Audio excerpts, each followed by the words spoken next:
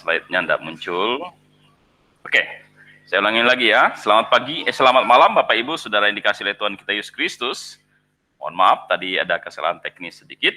Nah, jadi ini sudah muncul. Iya. Ini alasan pindah gereja menurut Alkitab. Nah, sekarang sudah kelihatan ya. Nah, alasan pindah gereja menurut Alkitab. Yang pertama, alasan yang sering kita jumpai. Di situ dikatakan bahwa sering orang pindah gereja karena dia pindah pekerjaan atau pindah rumah dari satu kota ke kota yang lain. Ada pekerjaan dari satu kota dimutasi atau dipindahkan pekerjaan atau mendapatkan pekerjaan baru sehingga dia pindah kota, pindah tempat, akhirnya pindah gereja.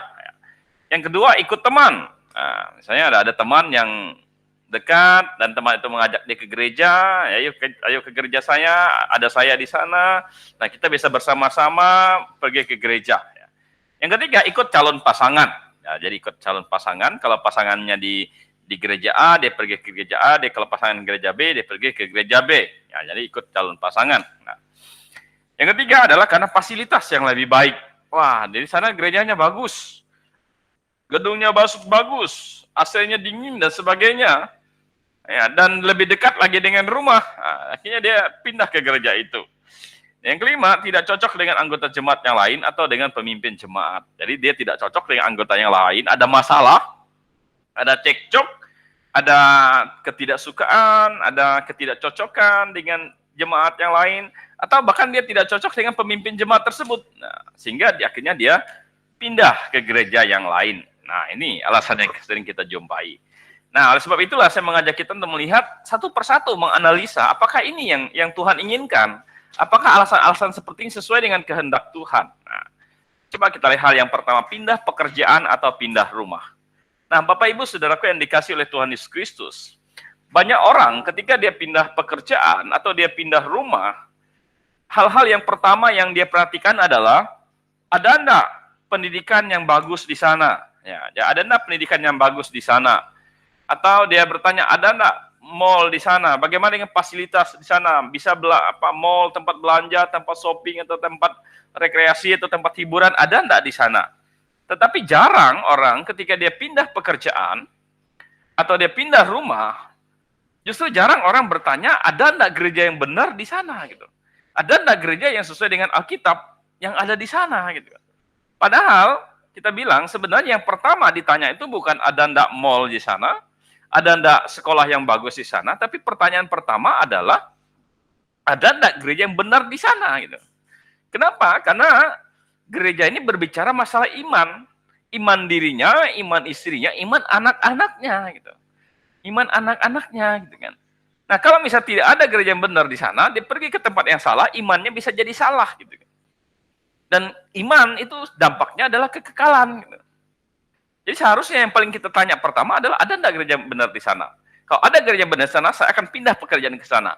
Kalau ada gereja benar di sana, saya siap untuk pindah rumah ke sana. Tapi kalau tidak ada gereja yang benar, yang sesuai dengan Alkitab, maka lebih baik saya cari pekerjaan di sini. Karena di sini ada tempat saya berjemaat dengan benar. Saya tetap akan berada di sini, di rumah di sini. Karena di sini ada tempat jemaat yang benar. Itu seharusnya dipikirkan oleh orang Kristen gitu kan. Ya. Banyak orang tidak berpikir tentang iman gitu. Ya, saya pernah kasih ilustrasi misalnya gini.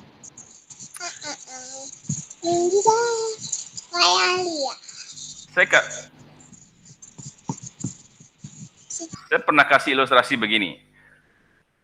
Misalnya ada seseorang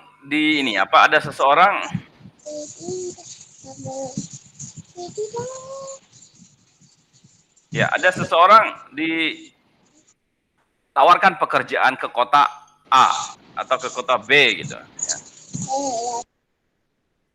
Yang dimana mungkin penghasilannya jauh lebih bagus gitu. Ya, misalnya ditawarkan pergi ke Arab Saudi, ya, kerjaannya ngebor emas, ngebor minyak di sana gitu, dan gajinya besar gitu. Nah, sementara misalnya dia di Balikpapan gitu kan, gajinya misalnya 5 juta. Nah, di sana ditawarkan 50 juta gitu kan.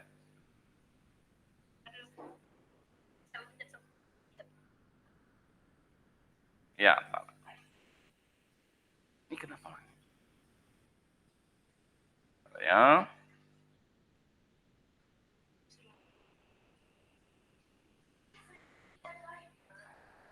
Oke ya. Coba kita lihat ya. Ini tadi ada kesalahan teknis.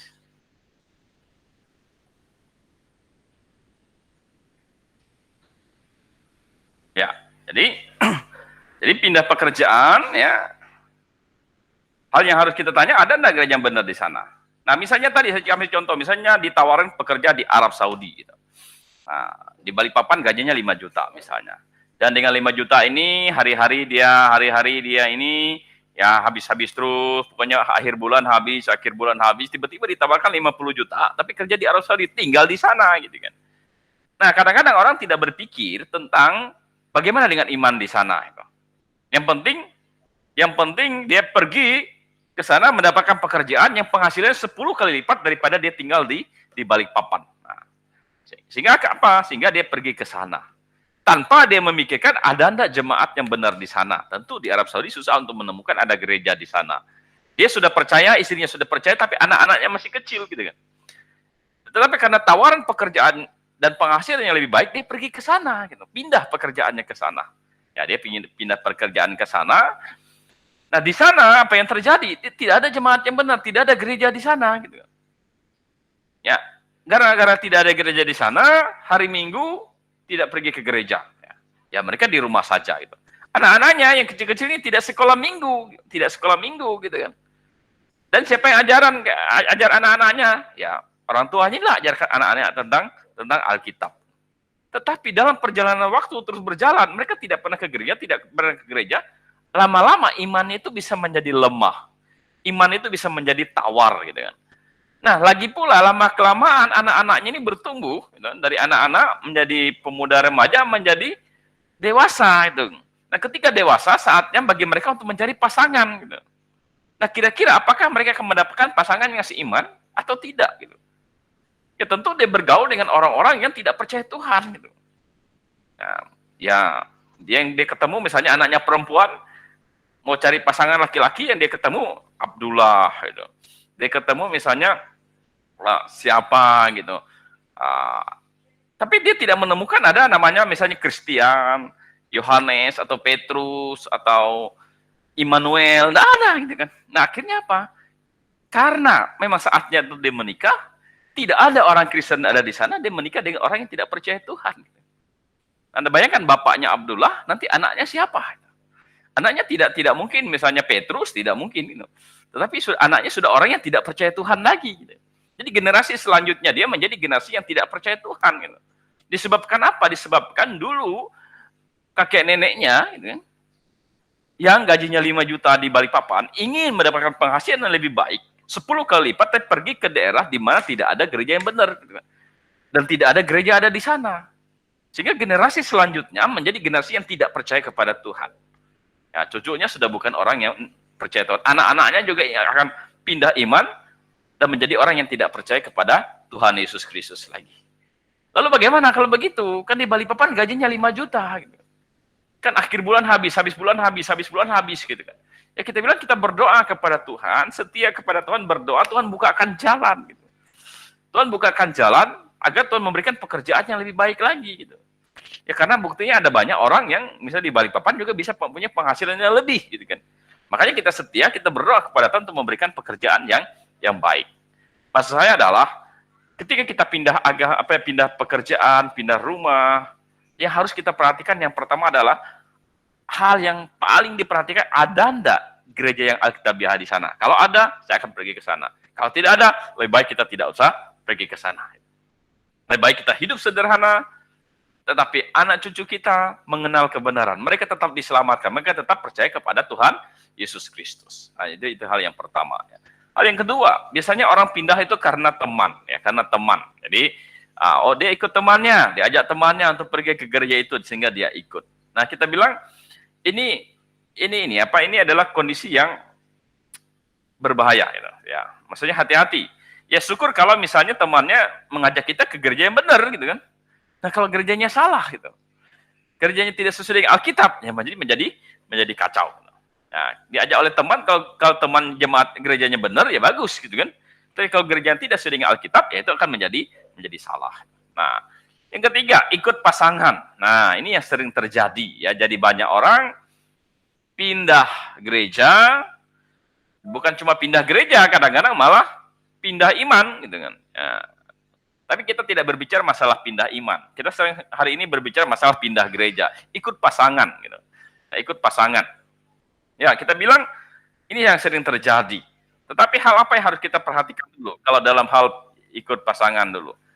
Nah, yang perlu kita perhatikan adalah apakah pasangan kita ini benar-benar orang yang percaya kepada Tuhan? Ya, coba kita lihat. Ya, 3 hal dalam memilih pasangan. Nah, jadi ada 3 hal yang Alkitab berikan kepada kita untuk kita bisa memilih pasangan. Yang pertama adalah harus orang yang percaya. Harus orang yang percaya. Nah, ini standar pertama yang harus dimiliki oleh setiap orang Kristen, setiap orang yang percaya kepada Tuhan adalah memilih pasangan haruslah orang yang percaya kepada Tuhan. Di mana ada ayatnya? Ayatnya ada dalam 1 Korintus pasal 7 ayat 39. Dia bilang ini, istri terikat selama suaminya hidup. Kalau suaminya telah meninggal, ia bebas untuk kawin dengan siapa saja yang dikehendakinya, asal orang itu adalah orang yang percaya. Nah, Bapak Ibu Saudaraku yang dikasih oleh Tuhan Yesus Kristus, ayat ini berkata, istri terikat selama suaminya masih hidup, kalau suaminya telah meninggal, ia bebas untuk kawin dengan siapa saja yang dikehendakinya, tetapi ada pernyataan di bawahnya, asal orang itu adalah seorang yang percaya. Jadi, asal orang itu adalah seorang yang percaya. Ya, syarat yang pertama untuk memilih pasangan adalah orang percaya. Terutama bagi anak-anak muda, jadi ketika Anda ingin dekat dengan seseorang, ya, atau seseorang dekat dengan Anda dekat dengan seseorang, yang Anda mungkin tertarik, atau orang itu tertarik dengan Anda, gitu kan, maka langkah yang pertama adalah apakah dia orang percaya atau dia bukan orang percaya. Kalau dia bukan orang percaya, sebenarnya dari awal lebih baik di-cut. Nah, ini dari awal lebih baik tidak. Ya, kenapa? Karena Tuhan menghendaki kita, ya, dalam memilih pasangan haruslah orang yang sudah percaya.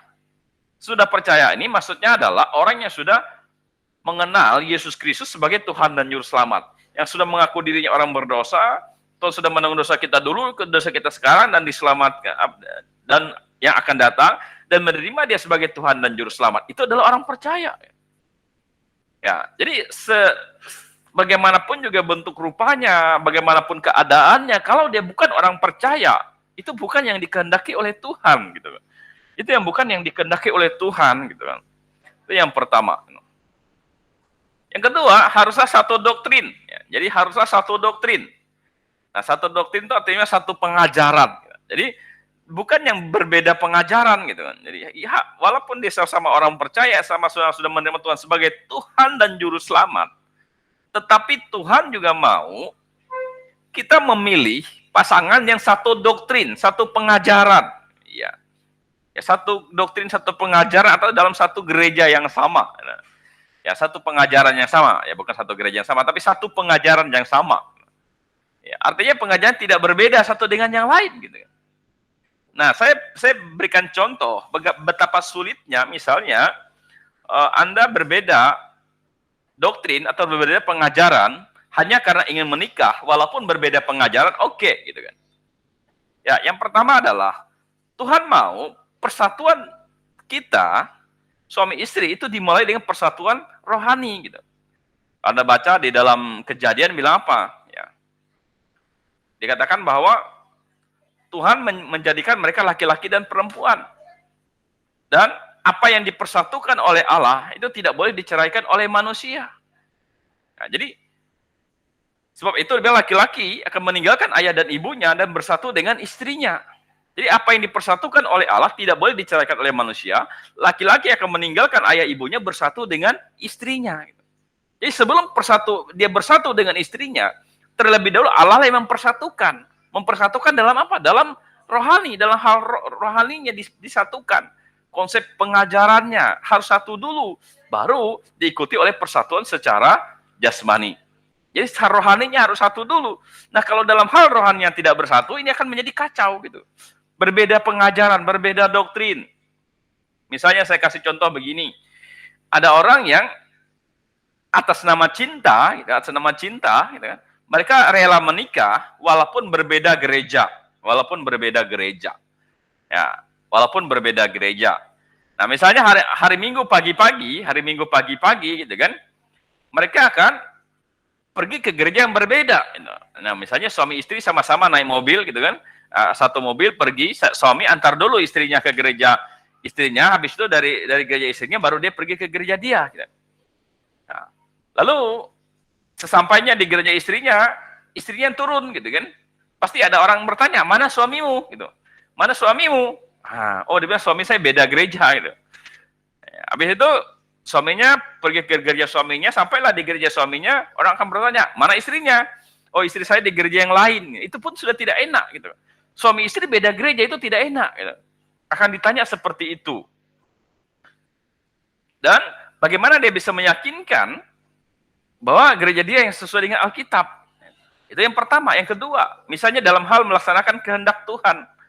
Nah, kita sudah pernah berbicara tentang persepuluhan. Ya.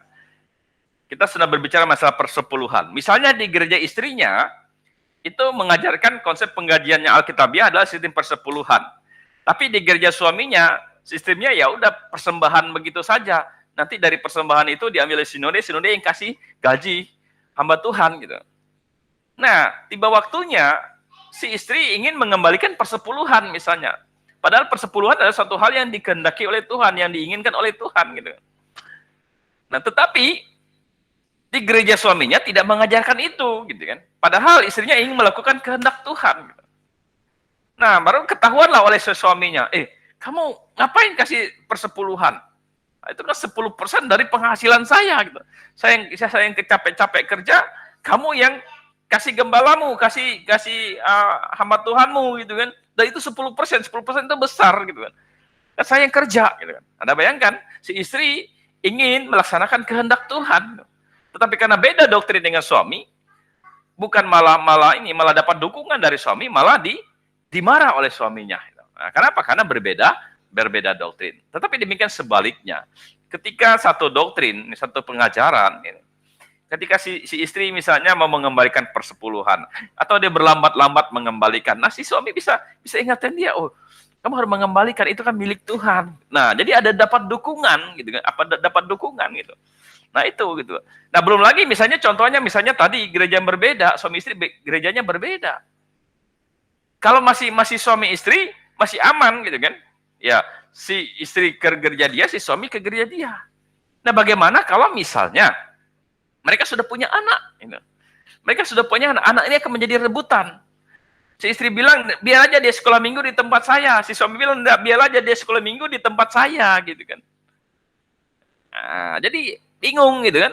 Karena anaknya baru satu, kalau anak bagi dua, enggak apa-apa, bagi-bagi gitu kan. Nah, tetapi itu akan membuat ada satu perpecahan di dalam keluarga hanya berbicara masalah pengajaran. Ya. Karena itulah Tuhan bilang, yang pertama adalah haruslah orang percaya. Kalau dia bukan orang yang percaya pada Tuhan, maka itu bukanlah dari Tuhan. Percaya, itu bukanlah dari Tuhan. Ya. Tetapi yang kedua adalah harus yang satu doktrin, satu pengajaran. Dan yang ketiga, harus yang paling mengasihi Tuhan. Ya, kadang-kadang kita sudah menemukan ada orang percaya. Ya, karena yang kedua adalah ada orang yang satu doktrin, satu pengajaran dengan kita. Tetapi jangan sampai di situ saja. Oh, pokoknya yang penting sudah percaya, yang penting sudah satu doktrin, ya tidak apa-apalah. Saya menikah dengan siapapun juga. Yang penting dia orang percaya, yang penting dia orang satu doktrin. Tapi bukan itu yang Tuhan inginkan. Yang Tuhan inginkan adalah kita harus mencari orang yang harus yang paling mengasihi Tuhan. Cari dia yang paling mengasihi Tuhan. Ya. Kenapa? Karena percaya itu berbicara masalah sudah enggak dia menerima Tuhan sebagai Tuhan dan Juru Selamat. Dia sudah jadi orang Kristen, dia orang percaya. Ya. Dan kebetulan dia berada dalam gereja yang benar, satu doktrin dengan kita, berarti dia satu doktrin. Tapi apakah dia sungguh-sungguh mengasihi Tuhan? Belum tentu. Gitu. Karena orang percaya belum tentu mengasihi Tuhan. Gitu. Karena orang percaya itu bicara masalah, dia sudah diselamatkan, dia sudah percaya. Tapi apakah orang percaya sungguh-sungguh mengasihi Tuhan atau tidak? Nah, itu belum tentu. Gitu kan. Nah, kalau begitu, bagaimana cara kita mengetahui orang ini sudah mengasihi Tuhan atau tidak gitu. Sungguh-sungguh mengasihi Tuhan atau tidak gitu.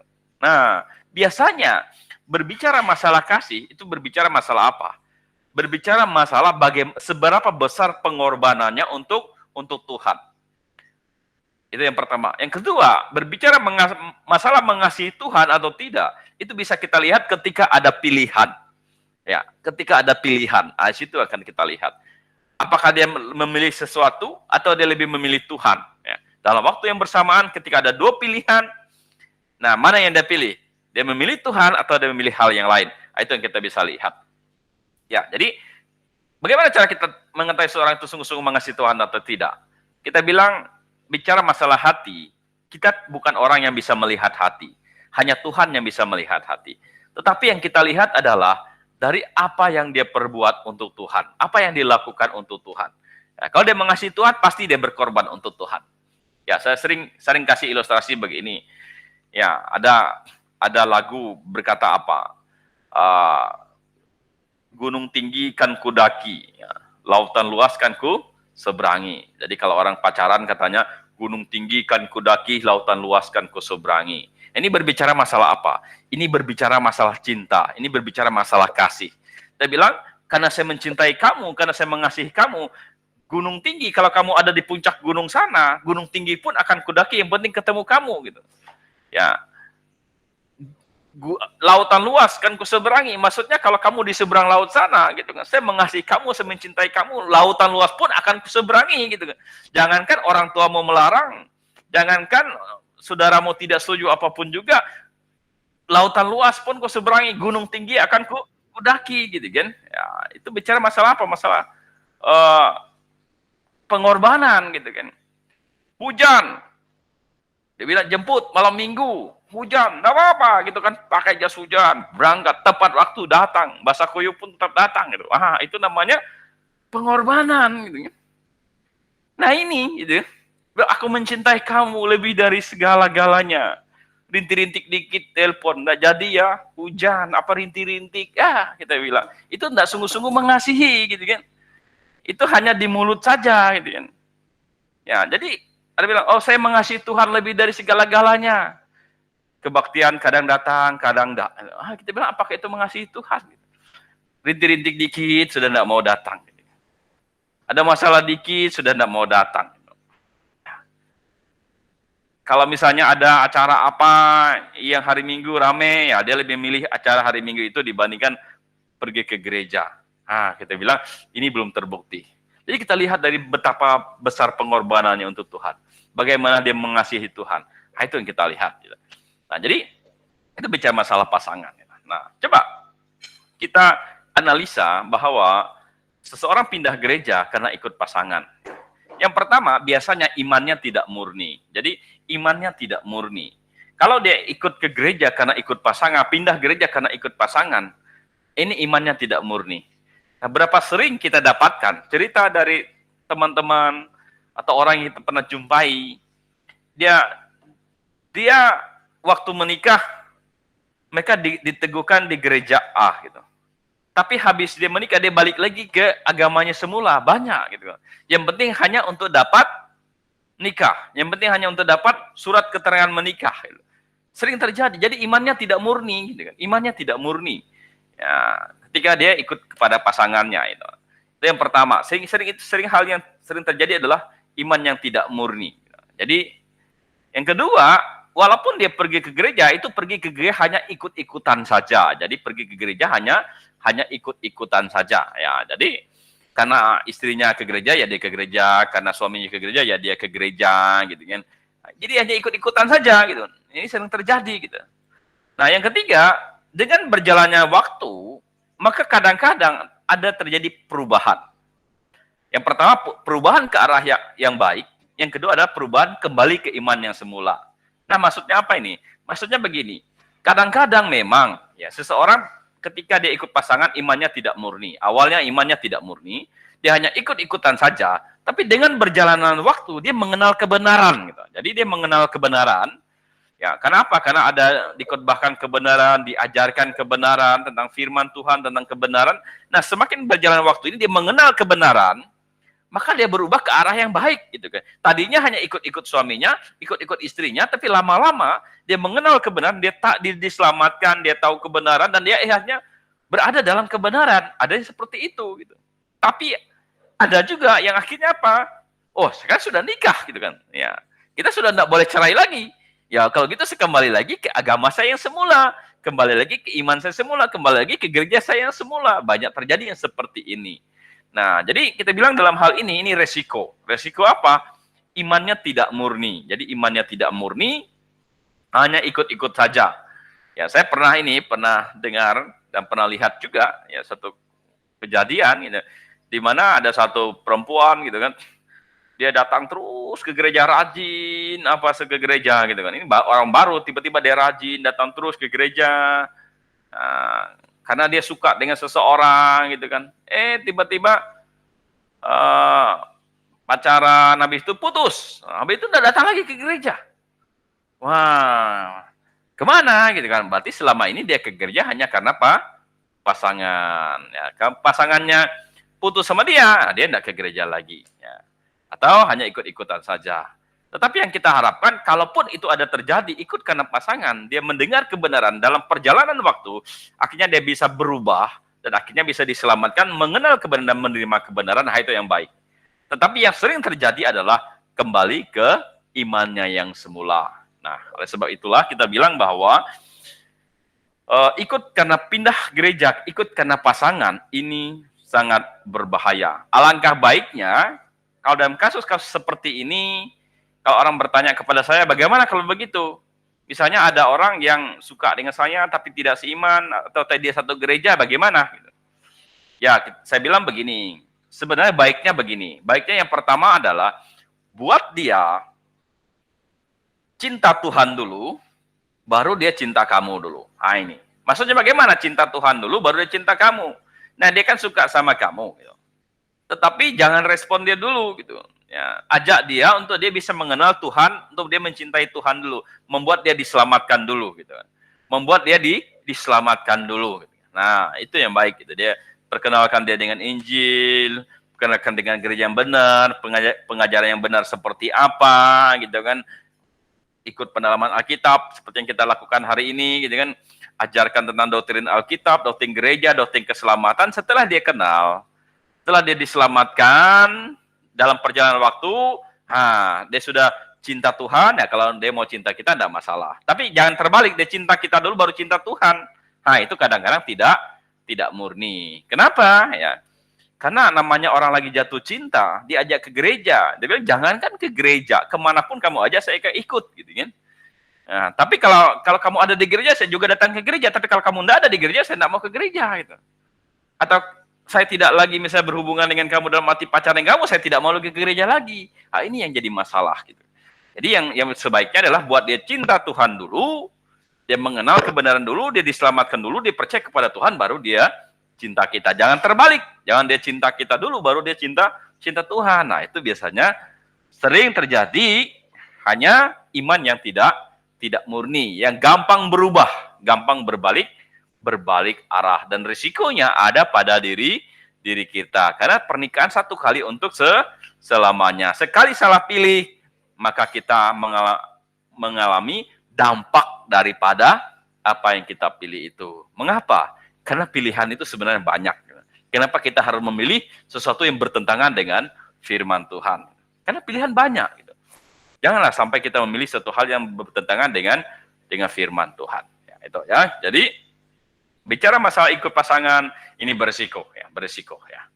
Terus apalagi fasilitas yang lebih baik. Ya, ada orang pindah gereja karena dia mendapatkan fasilitas yang lebih baik, gitu kan? Oh di sini fasilitasnya antar jemput. Wah, ada itu gereja yang melakukan namanya fasilitasnya antar jemput. Antar jemput ada, disiapkan bis, disiapin mobil antar jemput bolak-balik. Gitu. Dia melihat ini kenapa gereja A ini besar, kenapa gereja A ini rame. Oh gara-gara di gereja itu ada fasilitas antar jemput. Jadi jemaatnya dijemput dari rumah ke rumah, dijemput. Ya, jadi gereja beli mobil, akhirnya dijemput ke gereja, habis dari gereja nanti pulang diantar lagi gitu kan. Nah, Bapak Ibu Saudaraku yang dikasih oleh Tuhan Yesus Kristus, Saya sebenarnya orang yang paling tidak setuju dengan antar jemput. Kenapa? Karena antar jemput itu risiko, ya, memiliki risiko. Risiko yang pertama adalah bicara masalah antar jemput. Nah, itu bisa terlambat, bisa kesalahpahaman satu dengan yang lain. Kita yang supirnya dengan jemaat yang lain sudah nunggu depan rumah dia, rupanya hari itu dia hendak ke gereja, ditunggu kok nggak keluar gitu kan. Bisa menjadi masalah satu dengan yang itu, yang pertama. Yang kedua, kalau berbicara masalah antar jemput, nanti kalau nggak dijemput, tiba-tiba mobilnya rusak, nggak dijemput, nggak ke gereja. Ini kacau juga. Yang ketiga, ini iman yang manja gitu, gitu. Ya, dia pergi hanya karena antar jemput. Kalau tidak ada antar jemput, dia tidak pergi ke gereja gitu. Kita bilang ini salah gitu kan. Ya. Seharusnya bukan apa yang gereja berikan untuk kita, tapi apa yang kita berikan untuk gereja itu yang benar gitu kan. Apa yang kita berikan untuk Tuhan, bukan apa yang kita dapatkan dari gereja gitu. Ya, ini kacau sekali yang sistem antar jemput ini gitu. Membuat orang Kristen menjadi manja, menjadi kayak harus dilayani, menjadi merasa dirinya penting, berarti, sehingga harus dijemput dan sebagainya gitu. Nah, orang macam begini tiba-tiba muncul ada penganiayaan, ada kesulitan karena iman, ini enggak mungkin bisa muncul gitu kan. Enggak dijemput aja enggak datang gitu kan. Nah, ini yang sering terjadi. Nah, yang kedua, ada gereja yang sistemnya mereka bagi-bagi sembako. Jadi ada ada masa-masa tertentu akhir-akhir bulan. Dia lihat ada jemaat yang susah. Dikasih sembako, tiap akhir bulan dikasih sembako, tiap akhir bulan dikasih sembako gitu. Dan ujung-ujungnya tadinya mungkin jemaat datang dengan motivasi yang benar gitu kan. Lama-lama karena dia sudah lama di situ dikasih sembako, dia tidak setuju pengajaran di situ pun dia tetap datang juga. Apalagi akhir bulan. Kenapa? Karena akhir bulan bagi sembako. Wah, ini membuat iman seseorang tidak murni gitu kan. Ya, tidak murni gitu kan. Terus karena karena fasilitas gedung yang nyaman, AC-nya dingin dan peralatannya serba canggih sebagainya, membanggakan gedungnya gitu. Banyak seperti itu gitu kan. Nah, kita bilang ini adalah iman yang tidak murni gitu. Kenapa? Karena ada istilah begini, dengan apa engkau datang, maka dengan itu juga engkau akan pergi. Kalau engkau datang karena antar jemput, ketika tidak antar jemput biasanya tidak datang lagi. Kalau Anda datang karena sembako, ya, biasanya kalau misalnya tidak ada sembako lagi tidak datang. Kalau datang karena gedung, karena fasilitas, tetapi ketika tidak ada fasilitas, maka biasanya tidak datang lagi. Nah, ini berbeda sekali dengan pahlawan-pahlawan iman, dengan orang-orang di abad-abad awal, di mana mereka karena iman mereka dikejar-kejar, karena iman mereka mau dibunuh, dilarang berbakti, dilarang bernyanyi, dilarang kebaktian gitu. Ya, sehingga mereka harus bikin katakombe. Katakombe itu mereka bikin satu lubang kayak terowongan bawah tanah di kuburan, ya, di bawahnya sana gitu. Dan mereka mengadakan pertemuan jemaat di sana gitu. Ya, di Cina katanya sulit untuk pertemuan jemaat, mereka sembunyi-sembunyi, diam-diam. Nah, mereka cari fasilitas yang sulit gitu kan. Nggak ada fasilitas apa-apa. Di katakombe di bawah kuburan itu mereka bikin terowongan, mereka kebaktian di sana, itu sering ditemukan di abad-abad awal. Ya. Karena mereka tidak melihat fasilitas, mereka tidak melihat gedung, yang penting ini benar, yang penting ini menyembah Tuhan. Mereka lakukan itu. Nah, itu membuat iman seseorang teruji. Nah, Bapak Ibu Saudaraku yang dikasihi oleh Tuhan Yesus Kristus. Nah, alasan yang kelima, yang sering orang jadikan alasan untuk pindah ke gereja, dan ini yang paling sering terjadi di masa-masa sekarang ini adalah tidak cocok dengan anggota jemaat yang lain atau dengan pemimpin jemaatnya. Jadi tidak cocok atau ada masalah dengan sesama anggota jemaat atau dengan pemimpin jemaatnya. Biasanya misalnya tingkah lakunya itu tidak menyenangkan. Ya, tingkah lakunya tidak menyenangkan sehingga saya tidak cocok dengan si A, saya tidak cocok dengan si B, saya tidak cocok dengan si ini. Kata-katanya, apanya ndak enak, ya. Bahasanya kasar, bahasanya nyindir dan sebagainya. Saya bilang begini, kalau berbicara masalah tidak cocok, sebenarnya itu sangat wajar itu terjadi. Bahkan semakin besar gereja, maka kemungkinan tidak cocok itu semakin besar.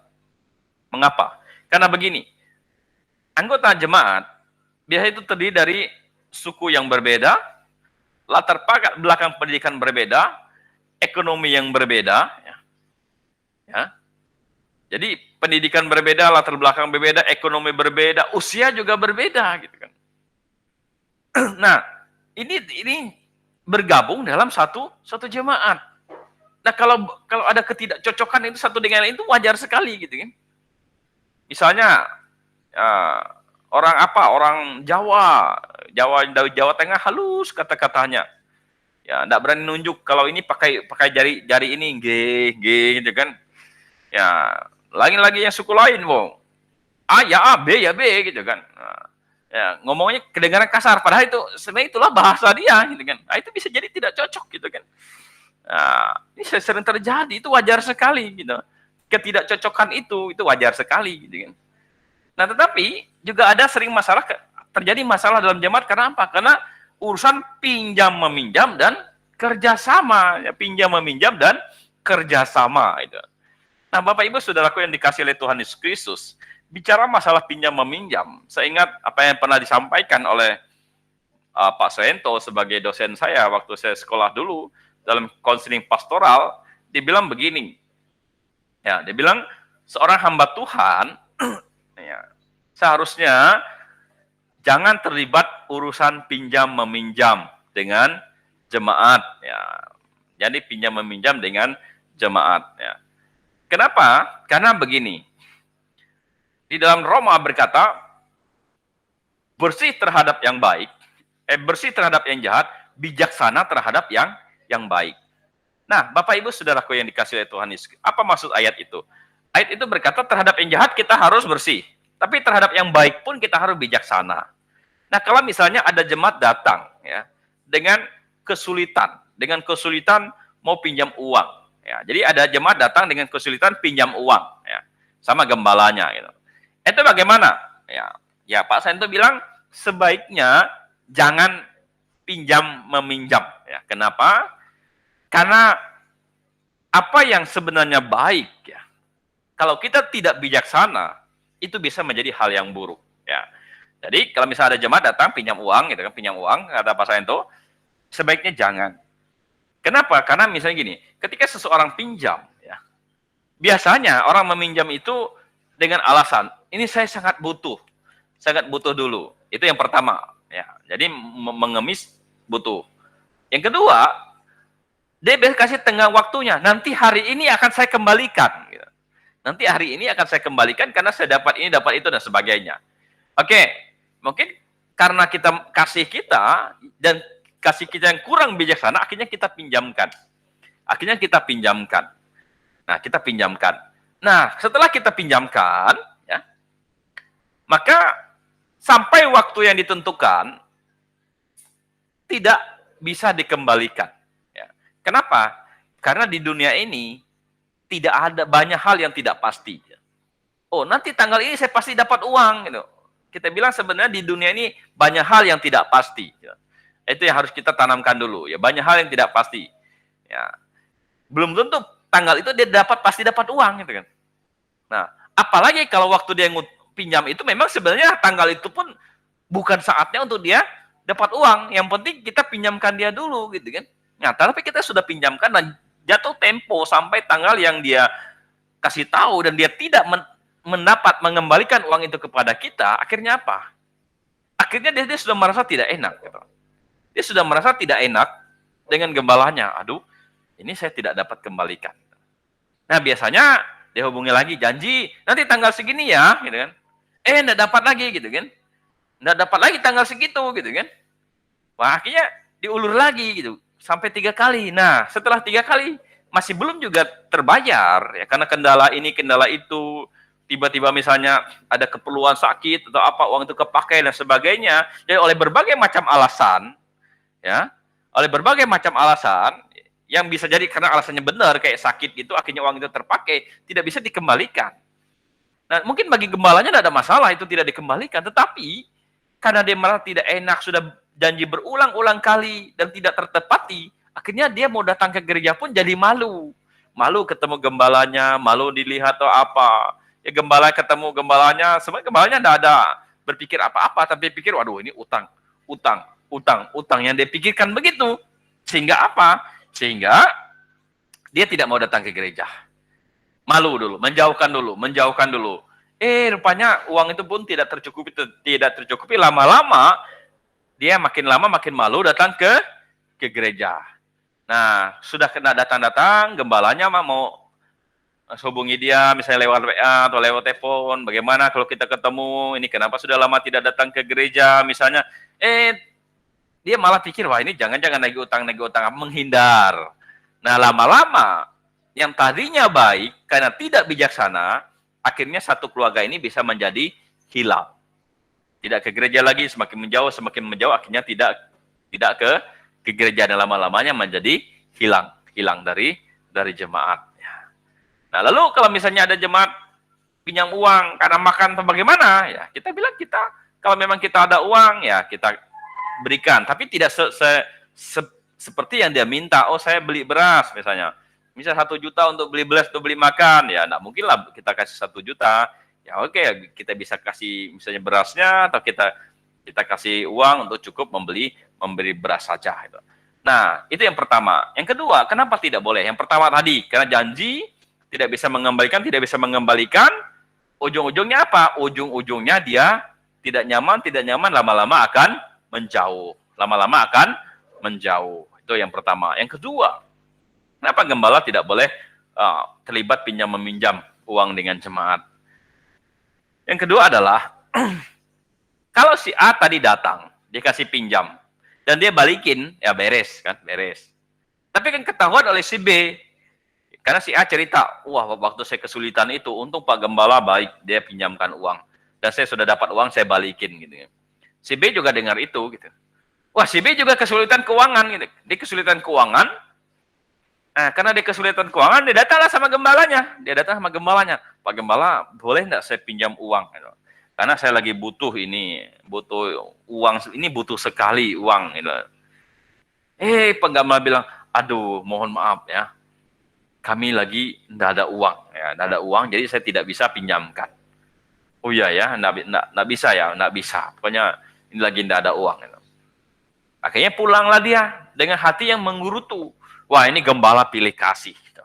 Masa si A dikasih pinjam, saya tidak dikasih pinjam. Waktu si A kesulitan, dipinjamin. Waktu saya kesulitan, Pak Gembala tidak pinjamin. Atau keluarga Gembala tidak pinjamin. Berarti gembala saya itu pilih kasih. Dia mengasihi si A, tapi tidak mengasihi saya. Padahal, waktu si A datang, gembalanya ada uang.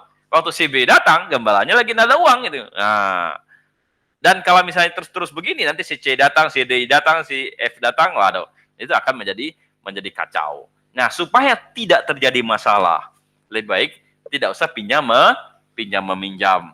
Dan sebenarnya saya pikir bahwa ini bukan hanya berlaku antara gembala dengan jemaat, gitu kan. Nah, ini juga berlaku bagi sesama jemaat, gitu. Sesama jemaat, gitu kan. Masalah utang piutang, utang piutang, ini hati-hati, bijaksana, jangan sampai menjadi masalah, gitu kan. Ya, memang kita mengasihi, kalau ada kesulitan, jemaat minta pinjam, itu bagaimana, gitu. Ya, kita bilang sebaiknya jangan dipinjam.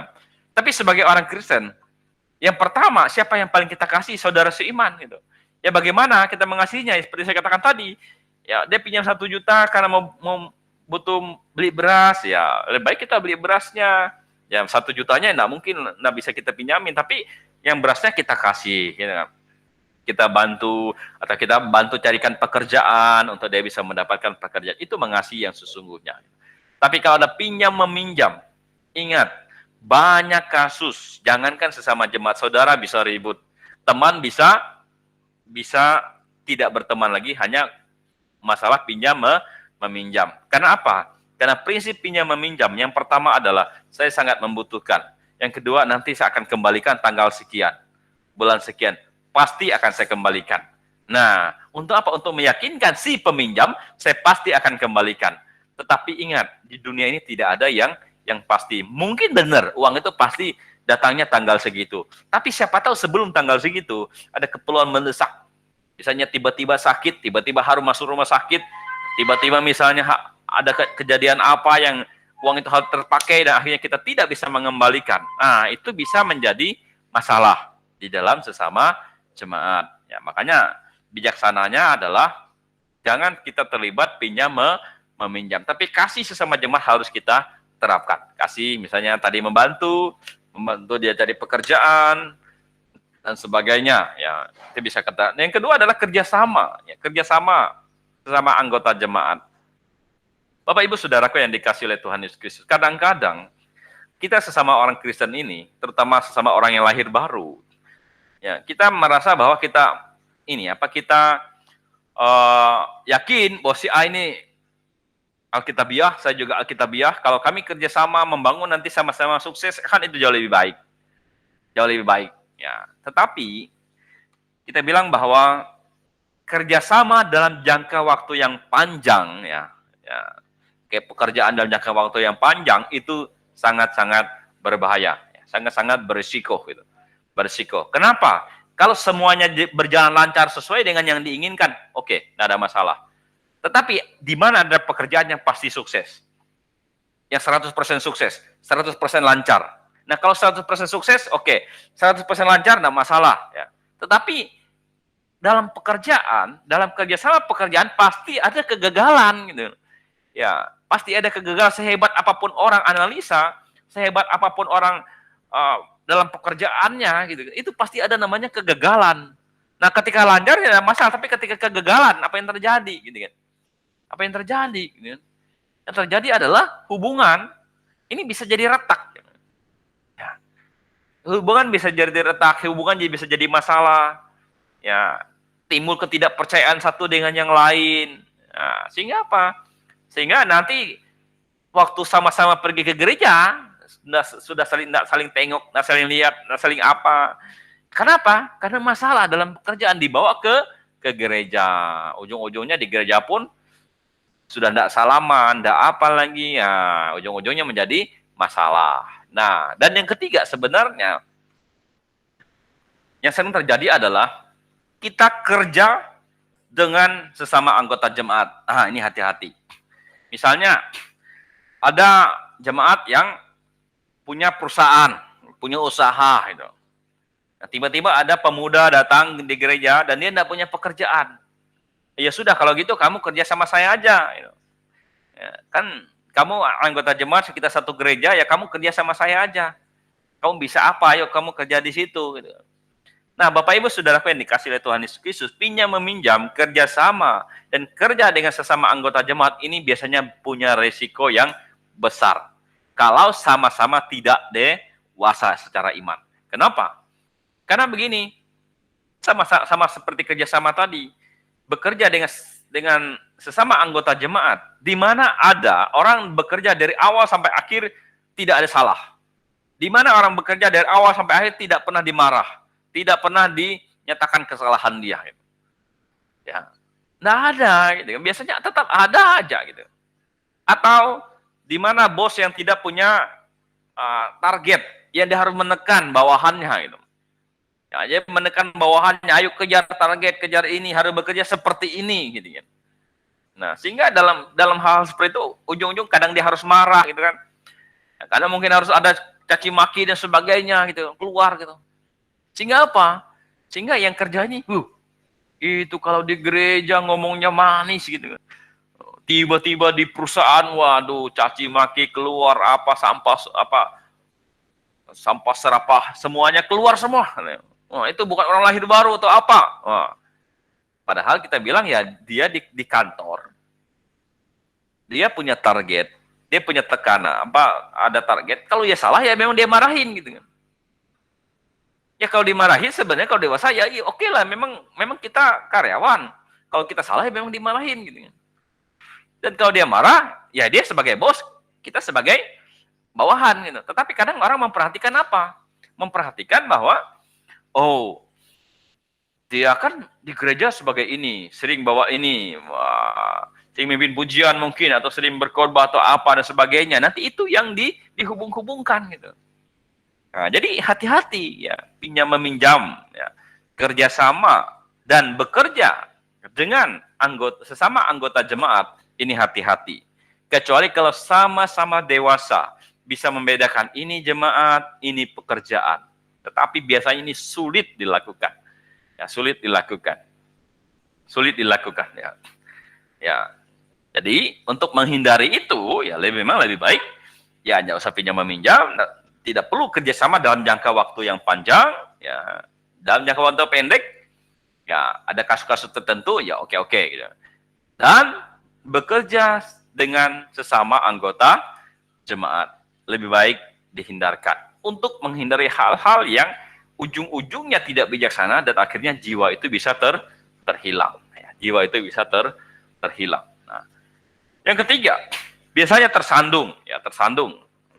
Ada orang pindah gereja karena dia tersandung dengan sesama anggota jemaat atau dia tersandung dengan siapa di dalam jemaat. Ya. Misalnya ada pemimpinnya atau ada jemaat mula-mula atau jemaat siapa atau dengan sesama anggota jemaat yang lain, akhirnya dia tersandung. Ya. Nah, Bapak Ibu Saudaraku yang dikasih oleh Tuhan Yesus, saya katakan bahwa bicara masalah tersandung dan menyandung, ya sebenarnya itu adalah pilihan. Ya. Itu adalah pilihan. Mengapa? Karena ada satu ayat berkata begini, besi menajamkan besi, orang menajamkan sesamanya. Jadi besi menajamkan besi, orang menajamkan sesamanya. Kalau seseorang dewasa, ketika ada batu sandungan di depan, sebenarnya dia memiliki dua pilihan. Yang pertama, dia tersandung, jatuh oleh batu sandungan itu. Yang kedua, dia akan melompat, ya, dan dia tidak jatuh oleh batu sandungan itu. Maksudnya apa? Maksudnya gini, Alkitab bilang besi menajamkan besi, orang menajamkan sesamanya. Kalau misalnya ada orang di jemaat itu yang membuat kita tersandung, misalnya, katanya dia jemaat mula-mula, tapi kok kelakuannya seperti itu. Nah, kelakuannya seperti itu, saya tidak mau di gereja ini. Karena dia hidupnya tidak benar, gitu. Hidupnya tidak benar, hidupnya seperti itu, saya tidak mau ke gereja ini. Berarti dia memilih untuk menjadi tersandung oleh orang itu, atau oleh sesama anggota jemaat itu. Dia milih untuk tersandung dengan sesama anggota jemaat itu. Atau dia memilih hal yang lain, gitu kan? Dia memilih hal yang lain, memilih dengan melompat, tidak mau terjatuh oleh batu sandungan itu. Bagaimana cara berpikirnya supaya dia bisa melompat? Caranya adalah kita lihat apa yang membuat kamu tersandung. Oh, itu kata-katanya menyakitkan. Ya. Dia kalau misalnya sama saya kurang sopan, dia kurang hormat, kurang apa, tingkah lakunya tidak mengenakan. Ya. Pokoknya menyakitkan sekali lah. Gitu. Nah, coba kita lihat menurut Alkitab. Bagaimana supaya kita bisa melompat, kita tidak jatuh dalam batu sandungan itu. Yang pertama, kamu anggap dia sebagai apa? Kamu anggap dia sebagai apa? Sebagai orang yang paling menyakitkan, sebagai orang yang paling membuat kita sakit hati dan sebagainya. Oke, yang paling tinggi aja lah. Kamu anggap dia sebagai musuh. Nah, kita bilang apa? Kasihlah musuhmu. Jangan kan kata-katanya cuma segitu gitu kan. Oh, perlakuannya cuma segitu. Kita anggap dia paling musuh yang paling menyakitkan sekalipun.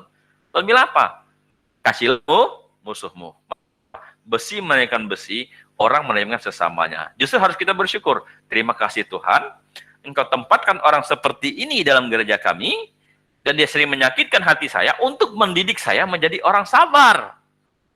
Untuk mendidik saya menjadi orang yang terbiasa mengalami hal ini, sehingga saya makin hari makin sabar, makin hari makin sabar. Justru dialah besi untuk menajamkan saya. Besi menajamkan besi. Nah, dengan dialah saya diasah. Ya.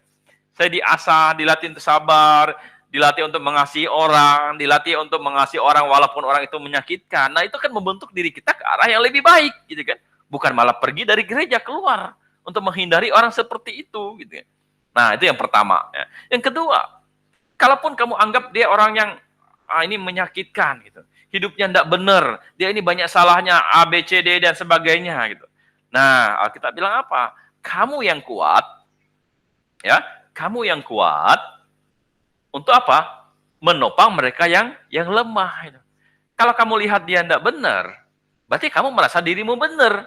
Nah, justru Alkitab bilang, Tuhan tempatkan kamu yang benar inilah untuk mengubah orang yang tidak benar, gitu kan? Itulah tujuan kamu berada dalam jemaat itu. supaya kamu yang benar ini bisa menerangi orang, kamu yang benar ini bisa menjadi contoh, kamu yang benar ini bisa mengubah orang yang tidak benar gitu. Nah, kalau kamu yang benar ini pergi, nanti siapa yang ubah orang yang tidak benar ini gitu kan. Nah, jadi kalau kita bilang, oh kita tersandung oleh si A karena kelakuannya seperti itu, harusnya kita berpikir besi menanamkan besi, sesama menanamkan sesamanya. Dengan adanya dia, saya dilatih untuk sabar. Saya dilatih untuk lebih dewasa, saya dilatih untuk mengasihi orang yang berat untuk saya kasihi. Seperti Tuhan Yesus mengasihi orang yang membenci dia. Oh, saya bersyukur Tuhan tempatkan dia di tengah-tengah jemaat itu. Itu yang pertama. Yang kedua adalah, kita bilang apa? Kamu yang kuat menanggung mereka yang lemah. Kalau kamu anggap dia salah, kamu anggap dia banyak salahnya, banyak dosanya, ya berarti kamu merasa dirimu benar. Minimal lebih benar dari dia. Nah, kamulah yang menuntun dia yang kurang benar ini, ya, sehingga menjadi orang yang benar. Baru kamu bisa mendapat upah di hadapan Tuhan. Ya, kalau kamu pergi, bagaimana? Gitu. Ya, kalau kamu tiba-tiba misalnya pergi, ya siapa yang membenarkan orang yang salah ini? Gitu ya. Nah, jadi itu. Jadi tidak ada istilah, oh saya tersandung karena si A, saya tidak mau ke gereja. Saya tersandung karena si B, saya tidak mau ke gereja. Itu tidak ada. Kenapa? Karena ketika ada batu sandungan, pilihan hanya ada dua. Tersandung atau yang melompat. Dengan pola pikir, besi menangkap besi, sesama menangkap sesamanya. Justru dengan adanya dia, kita dilatih. Justru dengan dia seperti itu, itulah tujuan Tuhan menempatkan kita di jemaat itu. Agar dia bisa berubah. Dan kita ada fungsinya. Gitu. Nah, kalau kita pergi, siapa yang mengubah orang itu? Gitu. Itu. Dan yang ketiga, sebenarnya kalau kita pergi, maka pergi itu bukanlah jalan keluar. Hanya karena ada masalah pergi, justru membuktikan iman kita bukanlah iman yang dewasa. Itu membuktikan kita masih kekanak-kanakan secara iman. Mengapa? Mengapa saya katakan demikian? Karena kalau ada masalah di gereja A, maka engkau akan pindah ke gereja B hanya untuk menghindari masalah.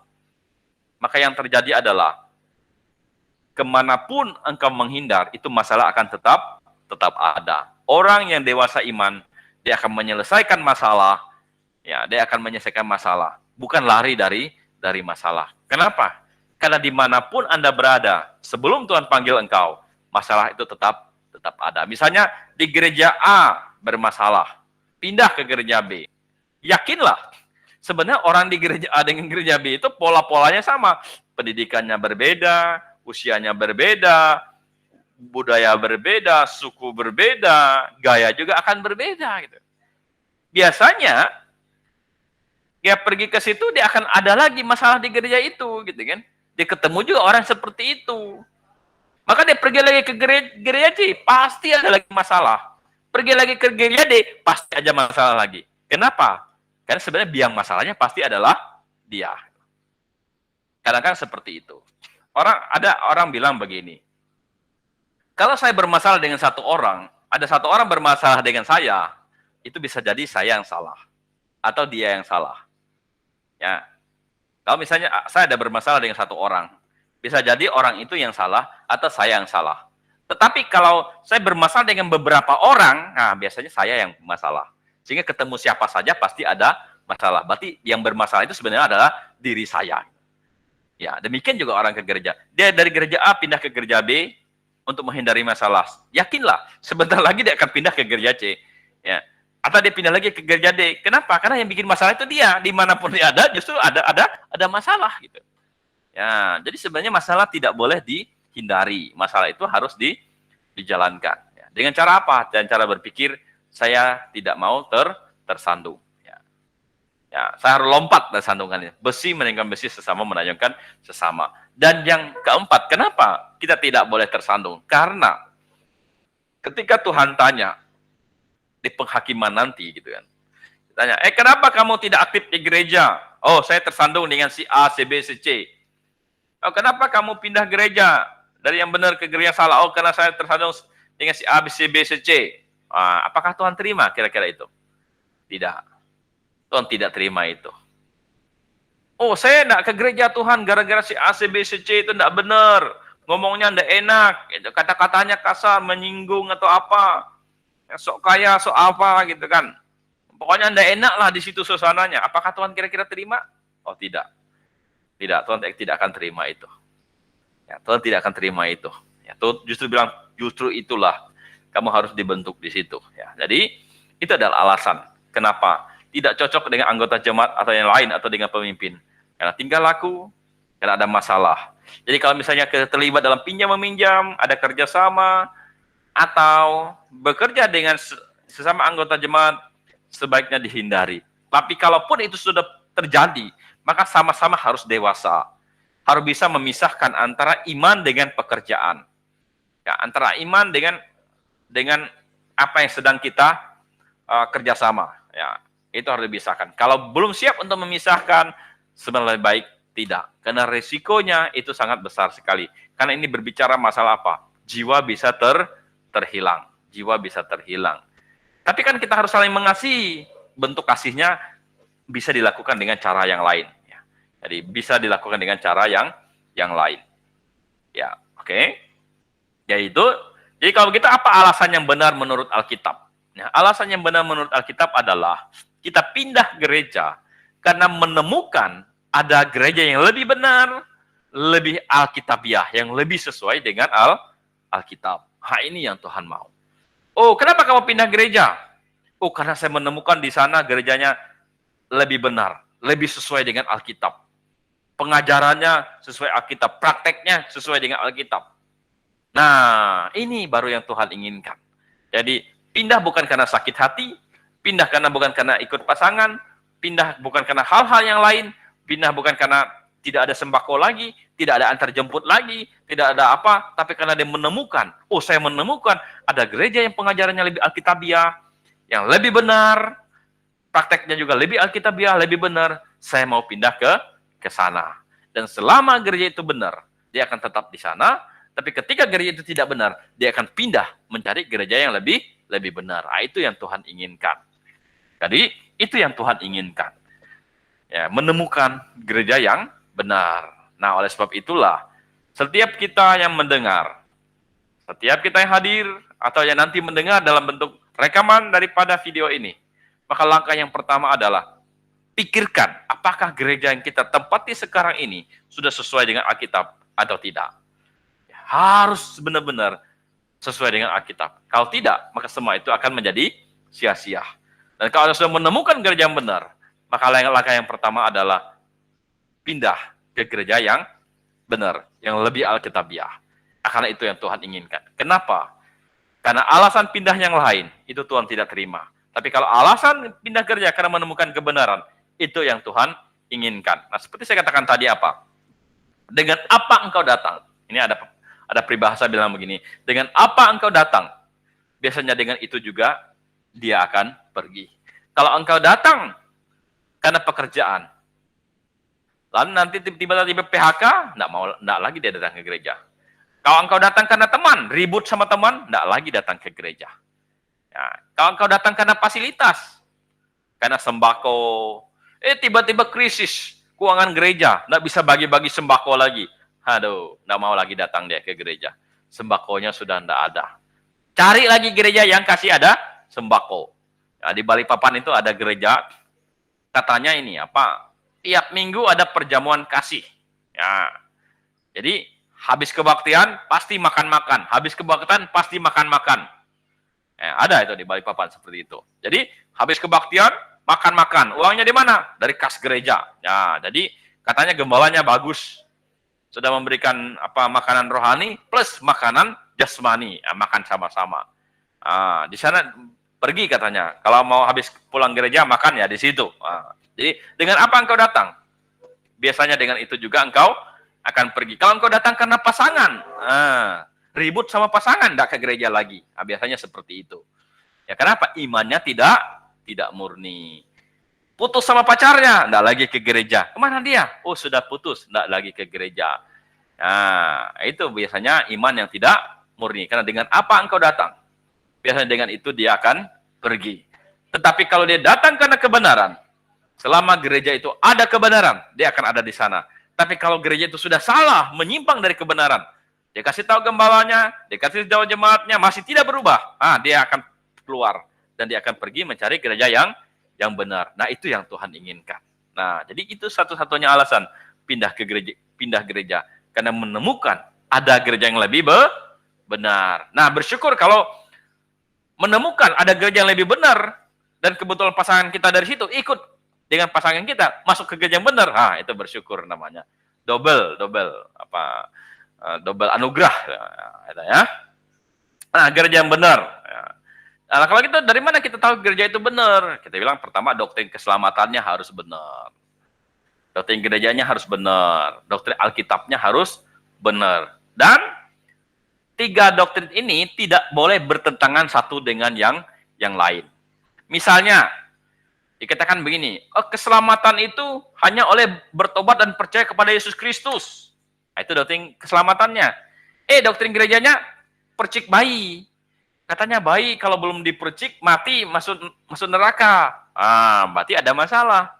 Bukankah dikatakan doktrin keselamatan bilang diselamatkan hanya cukup oleh percaya kepada Yesus Kristus. Kok mesti ada percik bayi untuk keselamatan, misalnya begitu. Atau doktrin gerejanya bilang, harus berbuat baik, harus rajin ke gereja supaya diselamatkan. Berarti itu ada masalah ya. Misalnya doktrin Alkitab satu-satunya firman Tuhan. Tapi di luar Alkitab tidak ada firman Tuhan, baik secara lisan maupun secara tertulis. Nah, tetapi di gerejanya ada mempraktekkan nubuatan. Tuhan berfirman tadi malam. Dia berkata, bertobatlah, ya, karena kedatangan Tuhan sudah mulai dekat. Wah, hamba Tuhan bilang begitu. Kita tanya sama dia. Ya, itu nubuat itu dari siapa? Dari Tuhan, katanya. Berarti itu adalah firman Tuhan. Nah, bukannya Alkitab satu-satunya firman Tuhan, di luar Alkitab tidak ada firman Tuhan. Kenapa kamu bernubuat?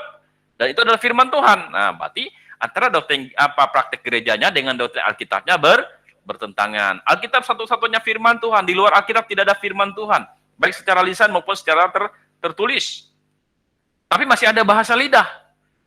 Masih ada sikar raba apa gitu. Di gerejanya masih mempraktekkan bahasa lidah atau mereka bilang bahasa roh. Kita tanya, bahasa roh itu dari siapa? Dari Tuhan. Itu pewahyuan. Iya. Kalau begitu Alkitab bukan satu-satunya firman Tuhan. Berarti antara doktrin keselamatan, doktrin gereja, doktrin Alkitabnya bertentangan. Itu ciri-ciri gereja yang tidak alkitabiah atau gereja yang salah. Biasanya ketiga doktrin ini tidak boleh satupun bertentangan, ya. Jadi itu. Baik. Jadi itu yang saya sampaikan. Lalu apa yang bisa kita dapatkan dengan cara pindah ke gereja yang benar, dengan menemukan gereja yang benar? Sebenarnya dengan kita menemukan gereja yang benar itu akan membantu orang lain untuk apa? Untuk mengejar kebenaran. Dia akan bertanya, kenapa sih Bapak ini kok pindah gereja dari gereja kita?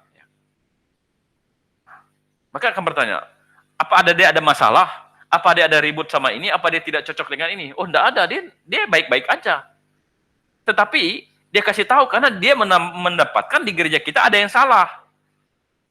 Misalnya di Alkitabiah sudah bahasa lidah sudah berhenti, tapi di gereja kita masih ada bahasa roh.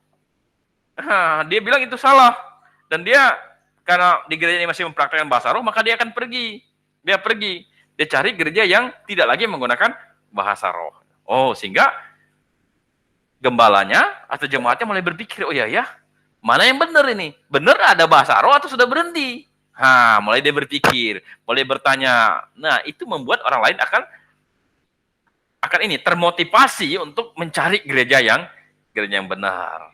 Dengan demikian, semakin banyak orang seperti itu, maka gereja yang benar itu semakin bertumbuh, dan semakin gereja yang salah itu semakin berkurang. Tapi kalau orang pindah hanya karena sakit hati, pindah hanya karena ribut, tidak mau datang ke gereja hanya karena itu akan membuat apa? Akan membuat orang Kristen tambah kedagingan, gitu. Tambah kacau balau. Ya, jadi doktrin benar, keselamatan dan gereja yang benar. Yaitu, jadi menurut Alkitab, pindah karena menemukan kebenaran, itu sesuai dengan Alkitab, maka sesuai dengan kehendak Tuhan. Ya, yang kedua adalah memotivasi orang lain untuk ikut yang benar. Yang ketiga, jika semua orang punya konsep yang sama, maka gereja yang benar akan bertumbuh, dan gereja yang sesat akan semakin berkurang, atau lama-lama menjadi mati. Jadi ini yang Tuhan inginkan. Kalau Anda sudah menemukan gereja yang benar, pindahlah ke gereja yang benar. Jangan tetap berada dalam jemaat yang salah, karena bukan itu yang Tuhan inginkan. Memotivasi orang lain untuk mencari mana yang lebih benar, yang lebih sesuai dengan konsep Alkitab. Nah, jadi itu saja yang dapat saya sampaikan di malam hari ini. Alasan pindah gereja sesuai dengan Alkitab. Terima kasih. Tuhan memberkati dan Maranatha. Ya, jadi itu nomor telepon saya. Misalnya ada yang mau bertanya atau mau diskusi tentang kebenaran, ya saya persilakan ya. Bisa dihubungkan nomor saya itu. Baik. Ya, saya matikan dulu recordnya.